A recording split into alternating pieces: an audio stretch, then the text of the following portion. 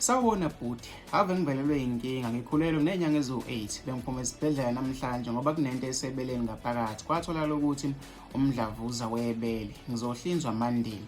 Hhayi ngithi-ke ngihambe ngiyokwazisa ubaba wengane. Uma ngifika endlini ngifica intombazane yodwa. Hhayi-ke ngibekelele ngihlale embhedeni. Hhayi ingithuka intombazane izithi kwale ngane ngiyithwele ngeke ngiyiphathe. Ithi-ke ngilokhu ngibangela indoda isicefe ngokuthi-ke amabele abuhlungu engathi kuqala ngami ukumitha. Hhayi ngivele-ke ngiyikhiphele incwadi esho ukuthi ngine-breast cancer. Hhayi ngithuke kakhulu engitshela ukuthi-ke ngoba ngiyilanga ngizotshela ubaba noma-ke ngiyitshele ukuthi ngoba ngiyilanga ngizotshela ubaba wengane ukuthi Monday ngiyohlinzwa ibele. Kodwa-ke ngizosale sengihlala khona ngize-ke ngitete for observation. Hhayi usisi avela ngibamba umluko angidonsa amabele aze afake-ke iy'nzipho.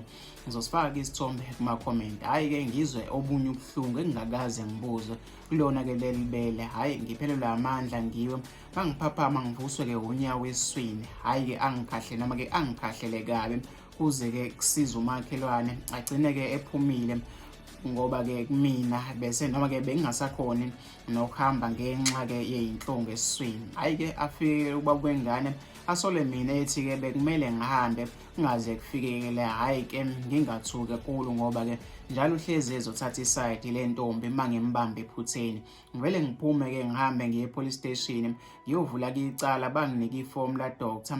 Ave ngihlukumezekile, isisu-ke siyasinda sibuhlungu ngathi ingane izoqathaka. Ibele-ke ngathi-ke liyagumuka ubuhlungu noma-ke libuhlungu.